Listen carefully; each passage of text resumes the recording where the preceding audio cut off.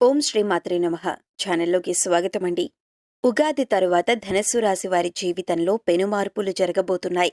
సాక్షాత్తు కుబేరుడే అవాక్కయ్యే విధంగా అదృష్టం మిమ్మల్ని వరించనుంది. మీ యొక్క శత్రువుల మెడలు వంచే సమయం రాబోతుంది. ఈ రాశి వారికి విద్య, ఉద్యోగ, వ్యాపార, ఆర్థిక, ఆరోగ్య రంగాలలో ఎన్నో అద్భుతాలు జరగబోతున్నాయి. నక్కతోక తొక్కినట్లే వీరిని అదృష్టం వరించనుంది. సంపూర్ణ లక్ష్మీ కుబేర యోగం సిద్ధించనుంది. అయితే ఈ ఉగాది తరువాత ఈ రాశివారి జీవితంలో జరగబోయే ఆ పెను మార్పులేమిటి? ఈ సమయంలో మరిన్ని సత్ఫలితాలను పొందటం కోసం ఈ రాశివారు చేయవలసిన దేవతారాధనతో పాటుగా ఎటువంటి పరిహారాలు పాటించడం ద్వారా శుభ ఫలితాలు పొందుతారో ఈ వీడియోలో తెలుసుకుందాం. అంతకంటే ముందు మీరింకా మన ఛానల్ని సబ్స్క్రైబ్ చేసుకోకపోయినట్లయితే వెంటనే సబ్స్క్రైబ్ చేసుకొని పక్కనే ఉన్న బెల్ ఐకాన్ నొక్కి ఆల్ సెలెక్ట్ చేసుకుంటే మేమిలాంటి వీడియోస్ అప్లోడ్ చేయగానే ముందుగా మీకు నోటిఫికేషన్ వస్తుంది. ఈ నూతన సంవత్సరం ధనుస్సు రాశివారి ఆదాయం 11, వ్యయం 5, రాజపూజ్యం 7, అవమానం 5గా ఉన్నాయి. ఆర్థిక పరంగా ఈ సంవత్సరం ఈ రాశివారికి మిశ్రమ ఫలితాలను ఇస్తుంది. ఈ ఉగాది తర్వాత ఈ రాశివారి ఆర్థిక పరిస్థితి మెరుగుపడుతుంది. గతంలో చేసిన పెట్టుబడులు లేదా వారసత్వ ఆస్తులు అనుకూలమైన రాబడిని తెస్తాయి. ఆర్థిక పరిమితులను సడలిస్తాయి. ఈ కాలం ఆస్తి, వాహనాలు లేదా ఇతర స్థిరాస్తులను కొనుగోలు చేయటానికి అనుకూలమైనదే. ఈ సమయంలో పెట్టే పెట్టుబడులు భవిష్యత్తులో మంచి రాబడిని ఇస్తాయి. అయితే నిపుణుల సలహా లేకుండా పెట్టుబడి పెట్టడం మంచిది కాదు. జూన్ మాసం వచ్చేసరికి వివిధ కారణాల వల్ల ఖర్చులు పెరిగే అవకాశం ఉంది. శుభ కార్యక్రమాలు లేదా గృహ నిర్మాణం వంటి కార్యక్రమాలకు ఖర్చులను పెడతారు. మీ ఊహించని ఖర్చుల కంటే ఎక్కువ కారణంగా బ్యాంకులు లేదా పరిచయస్తుల నుండి రుణం తీసుకోవలసి రావచ్చు. ఈ కాలంలో ముఖ్యంగా రిస్క్ వెంచర్లలో పెట్టుబడి పెట్టకపోవటమే మంచిది. వ్యాపారపరంగా ఈ సంవత్సరం ఈ రాశివారికి సానుకూలమైన ఫలితాలనిస్తుంది. ఈ సమయంలో వ్యాపారంలో మంచి అభివృద్ధిని చూస్తారు. ఈ సమయంలో మీరు చేసే పనులు, వ్యాపారాలు బాగా కలిసి వచ్చి మీ ఆర్థిక స్థితిని కూడా మెరుగుపరుస్తాయి. మీ ఆలోచనలు సత్ఫలితాలను ఇవ్వటం వలన వ్యాపారం పెరుగుతుంది. ఈ సమయంలో మీరు కొత్త ప్రదేశాల్లో మీ వ్యాపారం ప్రారంభించటం కానీ, కొత్త వ్యక్తులతో వ్యాపార భాగస్వామ్య ఒప్పందాలు చేసుకోవటం కానీ చేస్తారు. అలాగే మీరు చేసుకునే ఒప్పందాలు లాభదాయకంగా ఉంటాయి. మీ రంగంలో ప్రముఖులను, అనుభవజ్ఞులను కలవటం కానీ, వారి సలహాలు, సూచనలు స్వీకరించటం కానీ చేస్తారు. దీనివలన మీరు వ్యాపారంలో మరింత వృద్ధిని సాధించటం సాధ్యమవుతుంది. జూన్ మాసం వచ్చేసరికి వ్యాపారంలో కొన్ని మార్పులు చోటు చేసుకుంటాయి. ముఖ్యంగా మీ దగ్గర పనిచేసేవారు కానీ, మీకు గతంలో సహాయం చేసిన వారు కానీ ఈ సమయంలో మిమ్మల్ని వదిలి వెళ్లటం చేత మీకు వ్యతిరేకులుగా మారటం జరగవచ్చు. దాని కారణంగా వ్యాపారంలో కొంత ఇబ్బంది ఎదురయ్యే అవకాశం ఉంటుంది. సంవత్సర ద్వితీయార్థం వచ్చేసరికి ఆదాయ వ్యయాలు సమానంగా ఉండే అవకాశం ఉంటుంది.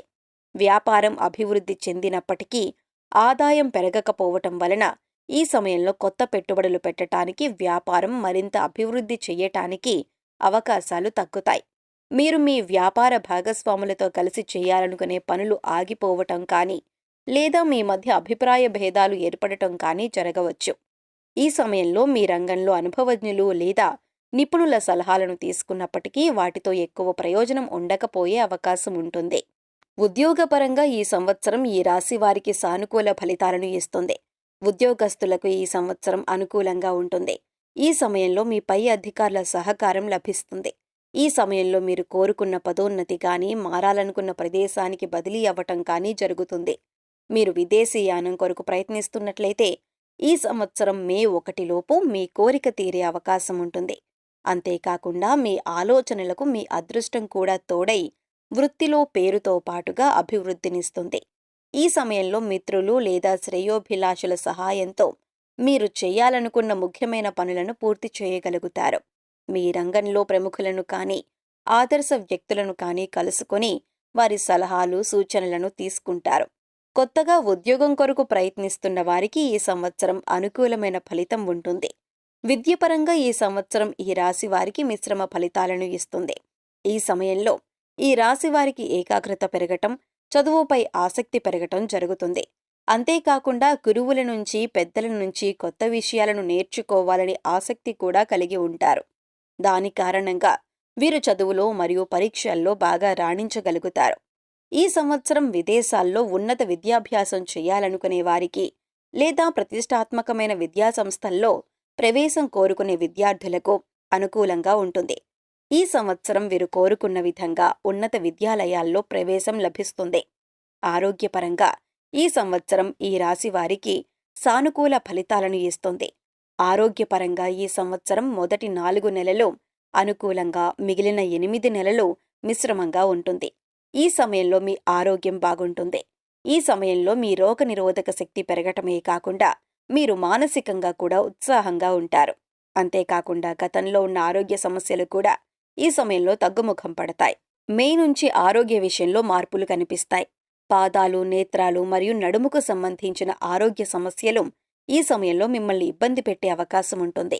మీ ఆహార నియమాలను కానీ మరియు పనిచేసే విధానం కానీ సరిగా లేని కారణంగా ఈ సమస్యలు వచ్చే అవకాశం ఉంటుంది.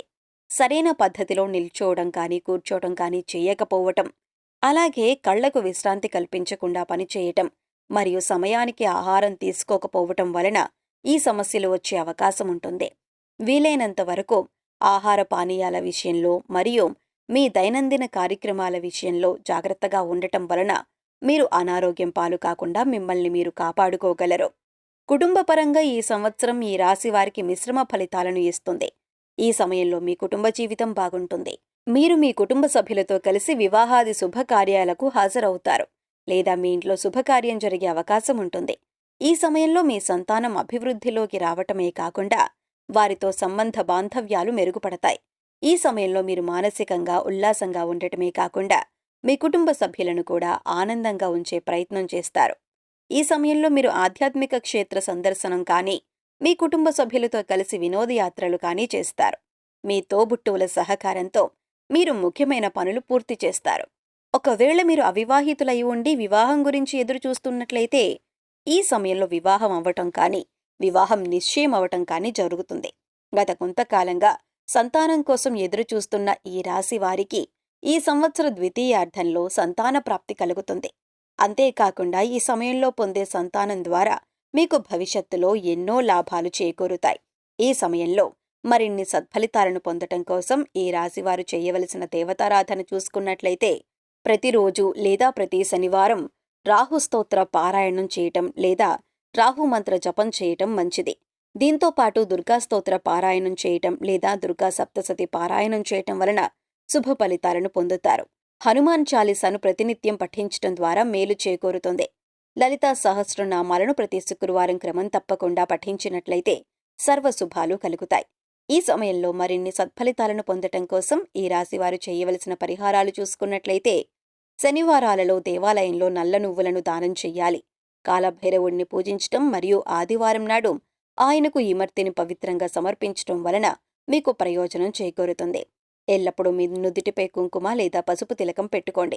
గురువారం ఉపవాసం పాటించటం వలన ప్రయోజనం ఉంటుంది. నవధాన్యాలను ఆలయ పురోహితులకు దానం చేయండి.